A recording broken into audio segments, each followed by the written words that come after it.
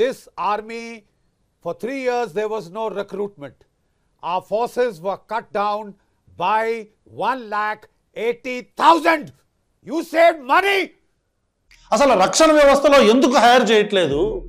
ఈ దేశ ఆర్మీలో కావచ్చు, నేవల్ ఫోర్సెస్లో కావచ్చు, మొత్తం డిఫెన్స్ సిస్టంలో, ఎయిర్ ఫోర్స్లో కావచ్చు, ఎందుకు హైరింగ్ జరగట్లేదు? ఇదేం గవర్నమెంట్ డెసిషన్ కాదు. ఆర్మీలో ఏ టైంలో హైర్ చేయాలి, ఏ టైంలో హైర్ చేయకూడదు అనేది ఆ టైంకి ఉన్న గవర్నమెంట్ కండిషనింగ్ కాదు. అందులో ఖచ్చితంగా ఆర్మీ జనరల్స్ వీళ్ళందరూ కంప్లీట్ ఇన్వాల్వ్ అయి ఉంటారు. హోమ్ మినిస్టర్ సహా అందరూ ఇన్వాల్వ్ అవుతారు. వాళ్ళు తీసుకునే డెసిషన్. ఇప్పుడు కోవిడ్ టైంలో హైర్ చేయలేదు, దాని తర్వాత కూడా హైర్ చేయలేదు. దానికి ఒక స్పెసిఫిక్ రీజన్ ఉంది. ఇప్పుడు వార్ అనేది కంప్లీట్ గా మారిపోయిందండి. ఒకప్పుడు వార్ కాదు.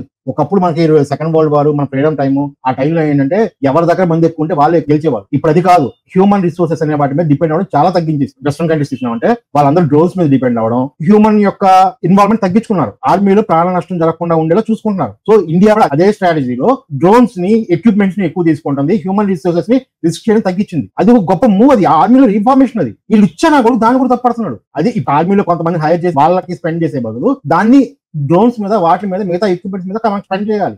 యుద్ధం రాగానే మన ఆర్మీ వల్ల ప్రాణ నష్టం జరిగితే అది మనకి ఇండియాకి మంచిదా?